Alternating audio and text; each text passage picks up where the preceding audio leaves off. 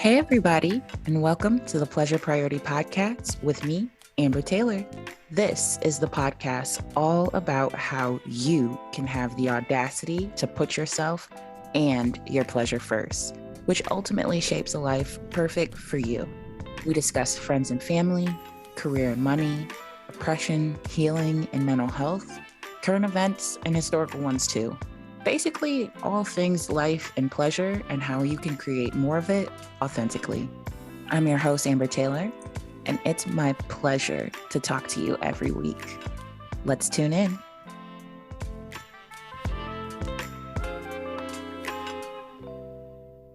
Hello, my friends, and welcome back to the podcast. So I was actually getting interviewed this week for another podcast, and the host was so sweet. She was a fan and came to the call like referencing my podcasts and episodes and my concepts, and it was just the coolest thing. And she gave me a shout out on her podcast of just how authentic I run my show. And she was talking about how amazing the description is. And she was like, I've never read a podcast show description and really been like, wow, I feel safe. And I feel like this person really gets it and gets me. And that honestly made my heart so happy to hear. And I just want to share that with y'all and thank y'all for being here, for listening, for showing up, for sharing the show, for leaving reviews. I really, truly do appreciate it. And I do this because I want to help other people, and I want this show to reach as many people as it possibly can. So y'all, those reviews really do help. So if you have anything that you'd like to say about the show, anything that you've ever learned from it, any experiences that you've had from putting these concepts into practice, I would love to hear them in the form of a review. So go ahead and submit those through Apple Podcasts, please. I would love to read your reviews on the show one day. Okay, now getting into it, we are diving into the next part of this series, going over the framework that I use with my clients. And we are now in part 3, the crucial pit stop of change. Now, this concept was one of the most impactful I learned when I initially started my thought work journey. And it's like once you see it, you can't unsee it. It literally changes everything. But whenever we want to make a change, we have to get from one point to another, like from point A to point G, let's say. And sometimes it's easy to go from one place to another. It's a simple step or a drive over, like from A to B. However, sometimes there's a lot more steps in between where you're at right now and where you want to go. And it doesn't work just to skip to the last one. Like, for example, if you're like, I hate my body, I hate the way it looks, I hate the way clothes fit me, I hate the way all the things, you just hate it. If that's where you're at right now, getting to I love my body and I'm the most gorgeous person is not a one-step process. You can't just go from I hate my body to I love my body and actually believe that shit. Like, you got to make a couple pit stops to be able to wholeheartedly believe something different. So when you pass through the crucial pit stop of change, you open yourself up to so many possibilities that weren't even previously available. This is because the crucial pit stop of change is neutrality. And when I say neutrality, I don't mean everything's good, there are no problems, you have to be okay with all the things and how they are now. You have to be okay with everything that's ever happened to you and happened in the world, even if it's super fucked up. No, that's not what I mean at all. Neutrality is looking at something for exactly what it is, with no story attached to it. Neutrality is objective truth. So when you pass through this crucial pit stop of change, let's relate it to like a car wash. It scrubs off all your biases, it washes up the way that you were taught, and even the playing field from what you weren't taught. It wipes off other people's expectations of you. It takes away your idea of the person doing the thing and just simply narrows it down to the thing. It cleans everything up so you can see it as clearly as possible and then decide what you want to believe and what you want to feel about it on purpose instead of just always automatically reacting. Okay, as an example of this, we are going to use a client called Lauren, imaginary of course. So Lauren got into a new relationship. She was super excited about it, and her birthday was coming up, and she was telling her partner what she usually likes to do for her birthday. And then her birthday comes and goes, and her partner forgot. And she was automatically livid, like super upset, super angry, on a rampage, couldn't control what she was saying, about to break up with this person, all the things. However, Lauren has experienced this before. One of her best friends forgot her birthday last year, but she didn't have the same reaction. She was like, oh, she's got a lot going on and I can understand. It's not that big of a deal that she forgot and I forgive you. Or she forgave her friend. And she got over it pretty quickly. And I use this example because the act of forgetting someone's birthday is not something that automatically pisses somebody off. The act of her birthday being forgotten or somebody not reaching out and saying happy birthday is neutral. It's her thoughts that charge her up about it. And we can see this because she had two separate reactions for the exact same instance. And that instance was partner did not say happy birthday or plan event for birthday on birthday. And same thing with the friend. Best friend did not reach out and say happy birthday or plan any event on birthday. It's the same thing, just a different person being the perpetrator. Okay, y'all. So now we have this circumstance, and then we want to gather up all the thoughts that we think about this circumstance. So with the one involving her new partner, she was thinking things like, they don't care about me. They don't think I'm important. I'm being disrespected. This is never going to work out, and so on and so forth. With her friend, she was thinking things along the lines of, she has a lot going on. This doesn't mean anything about our friendship. We can celebrate later. I'm happy she at least acknowledged and apologized, and so on and so forth. In the model with her partner, she feels angry and frustrated and all of those types of things. When in the model with her friend, she feels forgiving, she feels calm, she feels at peace. They are very different vibes for the exact same circumstance. And this is what neutrality offers you. It gives you a place to rest. It gives you a place to clean up your thinking and just get down to the truth of it. So when you can see something as an event or a truth that can be brought to the court of law and everyone agrees, this is what happened, this is what didn't happen, this is the day, this is the time, this is what was said, this is what was in the text, this is what was on TV, this is what I was wearing, like going straight with the facts. So yeah, what happened, what was true, was that people did not reach out. The people that she expected to reach out to her on her birthday did not reach out to her. Okay. And then what are your thoughts about that?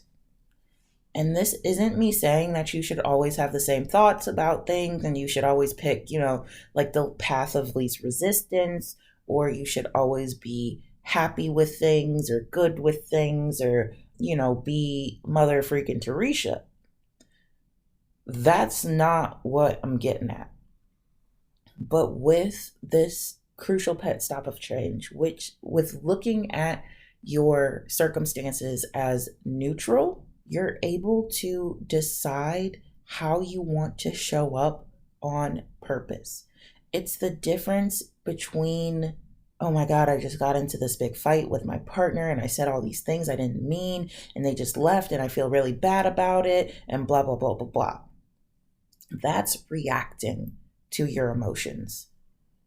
In the same breath, if you are that angry and you do actually understand that anger and want to express and process it without being overcome by it, you still need to pass through neutral so you can, one, clearly see your truth, and two, decide how you want to express it.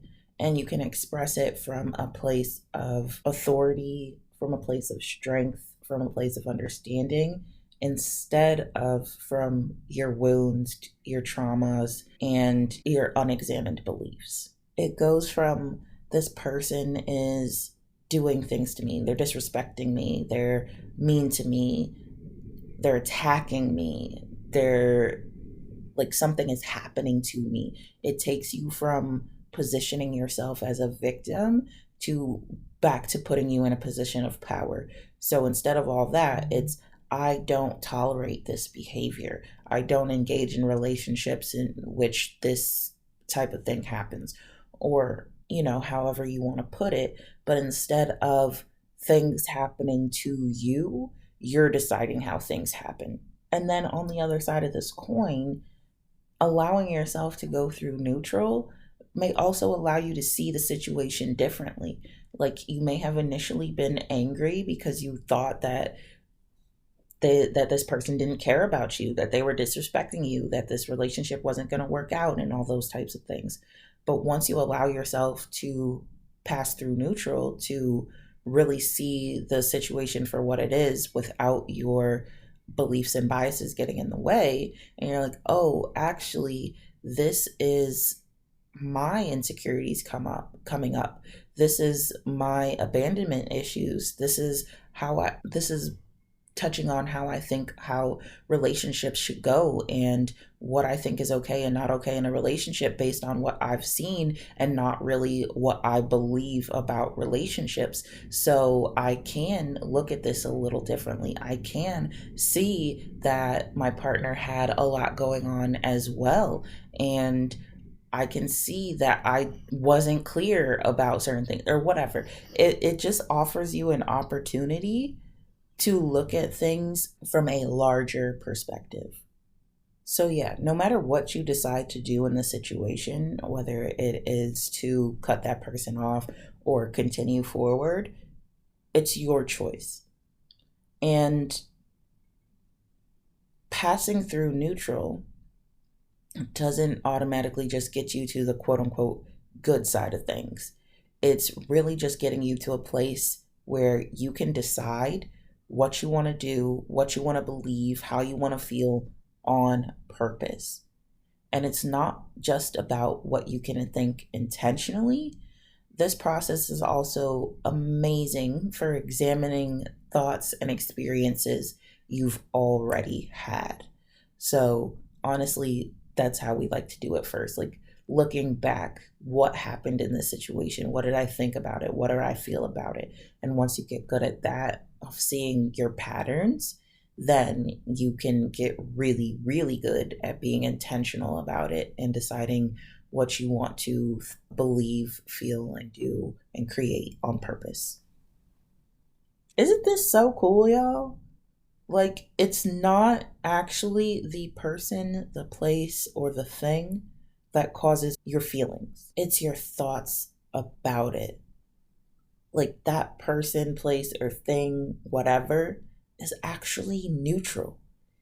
And when we see that, we get to reclaim so much power. And not only do we reclaim that power, but we increase our control of it and are able to wield it with more precision and impact, aligned with our values and what we actually care about. Okay, so where does this fit into the framework? In terms of the model, these episodes are a little out of order. The circumstance is what we start with. However, I made it part 3 of this series. And that's because most people don't think circumstances are separate from their thoughts.